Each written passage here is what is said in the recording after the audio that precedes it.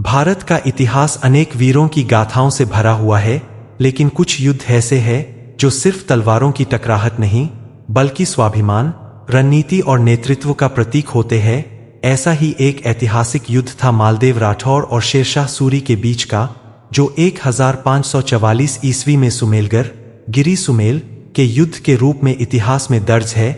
यह टकराव सिर्फ भूमि या सत्ता का नहीं था, यह संघर्ष था राजपूताना की अस्मिता और मुगल अफगान सत्ता के वर्चस्व के बीच। एक ओर थे मालदेव राठौर जो मरुधरा के रक्षक माने जाते थे, और दूसरी ओर थे शेरशाह सूरी जिन्होंने दिल्ली की सत्ता पर अधिकार कर मुगलों को पछाड़ा था। राजस्थान की तपती मरुधरा जहां रेत की लहरें सूर्य की किरणों को चुनौती देती है, वहीं एक ऐसा शेर जन्मा था जिसकी दहाड़ से अफगान, तुर्क और मुगल सब कांपते थे।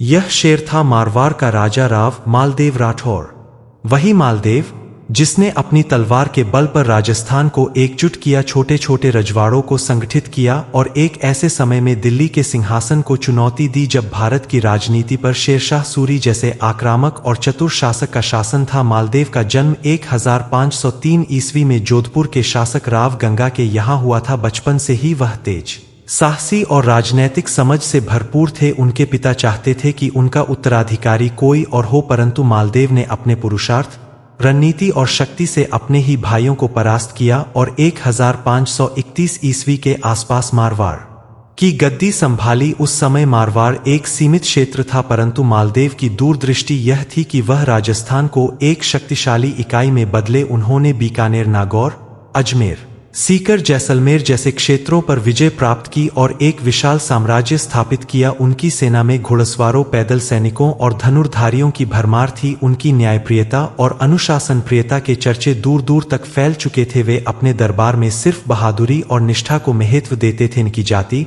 कुल या धन को। यही कारण था कि आम जनता से लेकर उच्च कुलीन राजपूत तक हर कोई उन्हें एक आदर्श राजा मानता था। उनके शौर्य का प्रभाव इतना था कि दिल्ली की सत्ता पर विराजमान शेरशाह सूरी को भी चिंता होने लगी। शेरशाह, जिसने हुमायूं को परास्त करके दिल्ली की गद्दी हथियाई थी, वह जानता था कि यदि मालदेव को नहीं रोका गया तो एक दिन राजस्थान से होकर उसकी सेना दिल्ली पहुंच जाएगी। शेरशाह सूरी कोई साधारण शासक नहीं था। उसका प्रशासनिक कौशल और युद्ध नीति उसे भारत के सबसे कुशल अफगान शासकों में से एक बनाती थी। वह जानता था कि मालदेव से टकराव सीधा युद्ध नहीं, बल्कि चतुराई से होना चाहिए। उसने पहले तो कूटनीति का सहारा लिया, संदेश भेजे, मित्रता का दिखावा किया और जब उससे बात नहीं बनी तो छल की ओर कदम बढ़ाया। शेरशाह को सूचना मिली कि मालदेव की सेना में दो प्रमुख सेनापति शिवाजी और कालनगर मालदेव से असंतुष्ट है। उसने एक चाल चली। उसने इन दोनों के नाम झूठे पत्र तैयार कराए जिनमें लिखा गया कि वे शेरशाह से गुप्त संधि कर चुके हैं और मालदेव को धोखा देने वाले हैं। इन पत्रों को बड़ी चतुराई से मालदेव की सेना के बीच पहुंचाया गया। जब ये पत्र मालदेव तक पहुंचे तो उनमें लिखी बातें इतनी विश्वसनीय लग रही थीं कि वे अपने ही विश्वास पात्रों पर संदेह करने लगे। उन्होंने बिना पूरी सच्चाई जाने अपने दो वीर सेनापतियों को युद्ध से पहले ही दरबार से हटा दिया। यह वही क्षण था जब शेरशाह ने मारवाड़ पर चढ़ाई कर दी। सन 1544 ईस्वी में शेरशाह अपनी लगभग 80,000 घुड़सवारों और भारी तोपखानों के साथ राजस्थान की ओर बढ़ा। उसने पहले सुमेलगर की ओर कूच किया, जो सामरिक दृष्टि से एक अत्यंत महत्वपूर्ण किला था। सुमेलगर, जहां से मारवाड़ के अधिकांश प्रवेश द्वार सुरक्षित किए जाते थे। मालदेव ने अपनी लगभग 20,000 राजपूत सेना को युद्ध के लिए तैयार किया। यह संख्या भले ही शेरशाह की सेना से आधी थी, परंतु उनमें जोश, बलिदान और अस्मिता की अग्नि थी। राजपूत योद्धा ढाल कटार से सजे, केसरिया साफा बांधे, अपने कुल, अपनी मातृभूमि और अपने राजा के लिए युद्ध भूमि में उतर चुके थे। ढोलनगाड़ों की आवाजें रेत में गूंज रही थी, तलवारें चमक रही थीं और चारों ओर हर हर महादेव की हुंकार थी। यह कोई साधारण युद्ध नहीं था, यह आत्मसम्मान की आखिरी लड़ाई थी। मालदेव की ओर से लड़ रहे थे अनेक वीर, पर सबसे उल्लेखनीय थे झल्ला राठौर, जिन्होंने शेरशाह की अग्रिम पंक्ति को अकेले ध्वस्त कर दिया।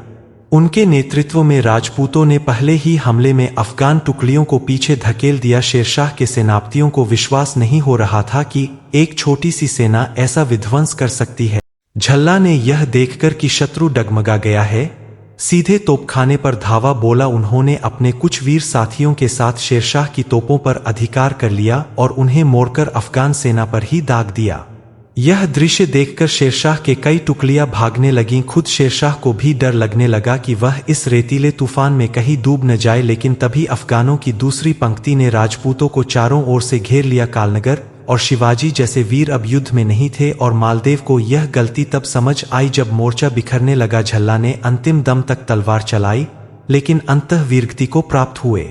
कालनगर, जो युद्ध से हटाए जा चुके थे, बिना आदेश लिए ही वापस युद्ध भूमि में लौटे और वीरता से लड़ते हुए शहीद हो गए। युद्ध भले ही अफगानों के नाम गया, लेकिन शेरशाह की आत्मा कांप उठी। उसने अपनी विजय के बाद यह प्रसिद्ध वाक्य कहा था, अगर एक और दिन मैं इस युद्ध भूमि में रुकता तो सारा हिंदुस्तान खो देता। मैंने एक मुट्ठी बाजरे के लिए अपना साम्राज्य दांव पर लगा दिया। यह कथन स्वयं एक पराजित विजेता का बयान था, क्योंकि तलवार से जीतने के बाद भी शेरशाह जानता था कि उसने जो पाया वह युद्ध नीति से नहीं, छल और शक की राजनीति से पाया है।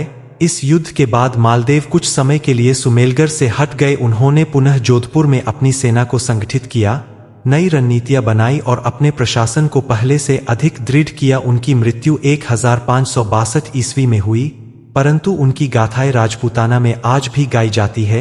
शेरशाह भी इस युद्ध के कुछ वर्षों बाद एक किले की लड़ाई के दौरान विस्फोट में मारा गया। उसका शासनकाल बहुत लंबा नहीं था, पर प्रशासनिक सुधार जैसे ग्रैंड ट्रंक रोड, डाक व्यवस्था, भूमि व्यवस्था आदि में उसका योगदान उल्लेखनीय रहा। मालदेव राठौर का नाम भले ही इतिहास की मुख्य धारा में उतना न लिया जाए जितना मुगलों या शेरशाह सूरी का, परंतु राजस्थान और भारत की वीरता की परंपरा में उनका स्थान सर्वोपरि है। उन्होंने दिखा दिया कि सीमित साधनों और सीमित संख्या के बावजूद यदि नेतृत्व में आत्मबल, नीति और राष्ट्रप्रेम हो तो वह बड़ी से बड़ी शक्ति से टकरा सकता है। सुमेलगर का युद्ध कोई सामान्य ऐतिहासिक घटना नहीं थी, वह एक प्रतीक था भारत के स्वाभिमान का, राजपूती शौर्य का और उस मरुधरा की गरिमा का जहां वीरता जन्म लेती है, पलती है और मरकर भी अमर हो जाती है।